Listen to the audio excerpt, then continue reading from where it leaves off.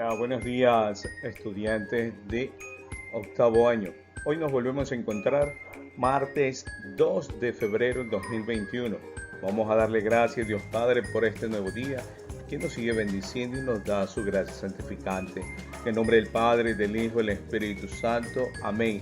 Y a nuestra Madre, la Virgen María, que sigue intercediendo por cada una de nuestras súplicas y nos acompañe en este caminar con su sagrado manto. Amén.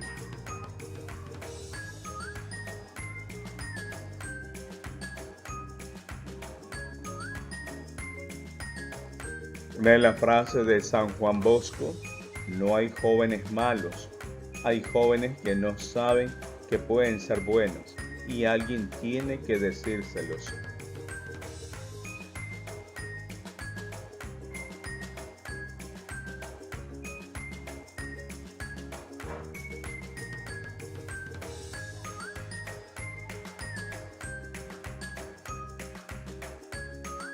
Hoy vamos a ver uno de los temas para octavo año, la organización social de los aztecas. Ya vimos en la hora sincrónica de ayer sobre el tema de los aztecas, quiénes eran sus gobernadores, que realmente sacaron adelante a estos grandes imperios en el territorio de México. Recordemos que esta cultura azteca parece ser una sociedad fundada en aspectos religiosos y militares. Aquellos que tenían más poder eran los sacerdotes y los jefes militares. Luego seguían los altos funcionarios del imperio. Esta sociedad azteca estaba dividida en tres clases básicas: los nobles, los plebeyos y los esclavos. La nobleza estaba compuesta por los miembros de la familia real, si observamos en la gráfica. Entonces, los nobles de nacimiento, hijos de nobles, los sacerdotes, los jefes de las cálpulis y los jefes militares y los que habían ganado el derecho de serlo. Entonces, la sociedad azteca comprendía rey, la nobleza, artesanos. Hacia un lado, altos funcionarios dentro de la sociedad azteca, los comerciantes, sobre todo en todo imperio nos hemos dado cuenta que existen los comerciantes, factor principal para que la economía crezca en estos tipos de organizaciones sociales según los imperios. Y también los campesinos que trabajaban en la parte de la agricultura, recolecta y también almacenamiento de todo tipo de alimentos para lo que se reconoce este tipo de cultura. Y por último estaban los siervos y esclavos, que también existieron, así como en el imperio babilonia, el imperio griego, el imperio persa, el imperio romano, en fin, todos esos imperios también había esas clases sociales que fueron marcando en la historia. Y eso corresponde que todavía el tipo de sociedad o clase social se sigue manteniendo, abriendo una brecha de esto es allá y nosotros acá. Entonces, eso todavía se ve dentro de una sociedad aún en un siglo XXI. Otro de los puntos que también es importante aclarar: ¿cuáles son esos grupos sociales de los aztecas? Grupos sociales, no es clases sociales, ya más bien son los grupos sociales dentro de esta organización. Recuerden que en la gráfica están los Tlactocani, jefe administrativo y sacerdotes, jefes militares, los pochtecas, pueblos campesinos artesanos y los siervos y los esclavos. Ya estructuradamente, obviamente no todos entraban en la clase social que mantenía esta de los aztecas, la cultura. También había ese tipo de discriminación, por decirlo así. Entonces, la unidad social básica en el mundo azteca era el cálpuli, conformado por familias Mazahualtli que tenían antepasados comunes y compartían un territorio subdividido en parcelas, territorios comunales. Al frente de cada cálpuli estaba la cálpula, electo por la vida de los habitantes en conformidad del soberano azteca, es decir, como un alcalde, como un jefe al mando del pueblo, quien nos organizaba quien daba las órdenes obviamente más estructuradas cuando los pueblos estaban separados de ese imperio todavía un poco lejano. Pero como respuesta, en el norte, en el centro, en el oeste de México, habitaban estos grupos, como los tarahumaras, los huicholes, los mazoats, los atomíes, los purépechas, los mexicas, nahuas y los yaquis, no yanquis, los yaquis.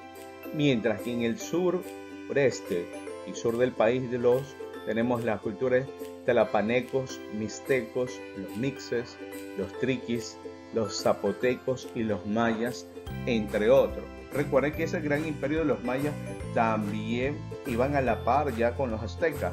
Cada uno iba aprendiendo de cada cultura y eso es lo que indicaba cómo estos pueblos fueron creciendo. Si realmente emigraron de Asia y se establecieron en el continente americano.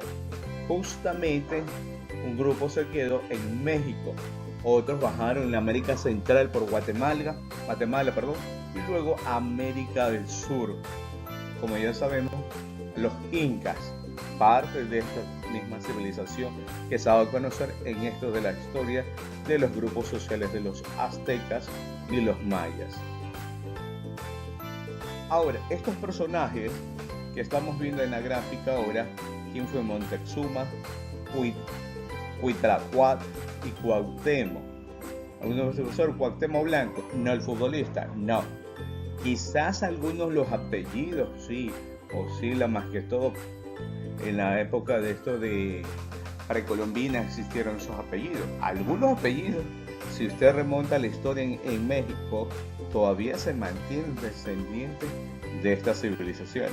A la misma vez, Ecuador también tiene, obviamente, la mayoría de los descendientes de Atahualpa. Si vemos la historia también, quizás ya el próximo año vea la historia de estos de los incas, más que todo cómo fue contribuyéndose. Pero los tres últimos emperadores, el primero fue Moctezuma, luego Cuitláhuac y Cuauhtémoc, en ese orden. Entonces, estos emperadores aztecas eran mucho más que la cabeza de estado que tenían al frente. En términos simbólicos, era el único ser que podía mediar entre los seres humanos. Era porque estaban cerca de su divinidad. Recuerden que sus dioses ellos mismos los creaban y ellos, como eran emperadores, manejaban al pueblo. Entonces, a partir de eso, las divinidades como tal era considerado el primer sacerdote del imperio. En tal calidad presidía ceremonias y determinaba adivinaciones y predicciones. Es como algunos que vemos en la vidente y tal. No. Entonces, esto también fue en aquella época, porque no era fácil ser emperador de un pueblo enorme, un gran imperio sobre todo. Recuerden los grandes imperios que vimos, el imperio persa, el Egipto, el romano, el griego, en fin, todos esos imperios, pero también acá en América surgen también esos grandes imperios.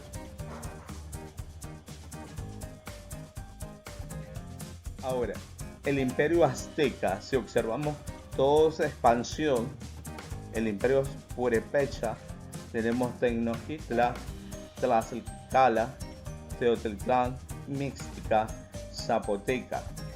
Obviamente, de acuerdo a los colores, estados centrales, color naranja, el color rosado, estados tributarios, y el color ya medio concebino, estados aliados.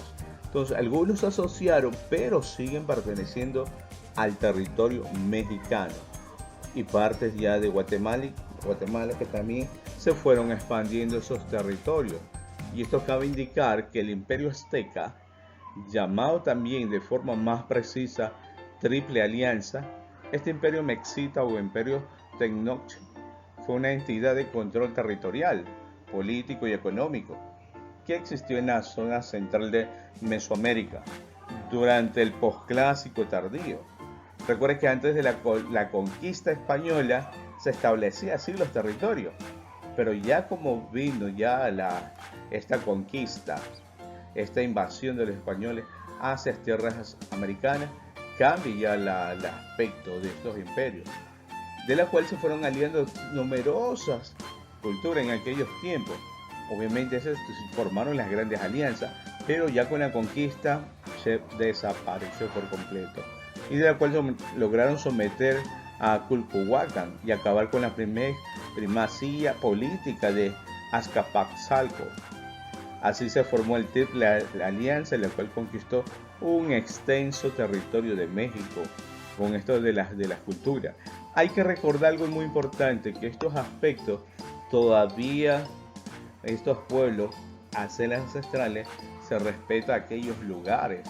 Y hay una fiesta, no recuerdo, una fiesta específica, que ellos se reúnen y todos danzan.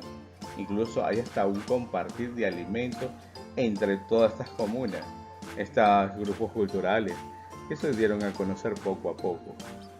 Entonces, esto ya lo que pertenece al imperio azteca y sus tres principales gobernadores del imperio, que gobernaban y edificaron bien y ordenaron, tuvieron esa parte de ejercer correctamente su imperio organizadamente.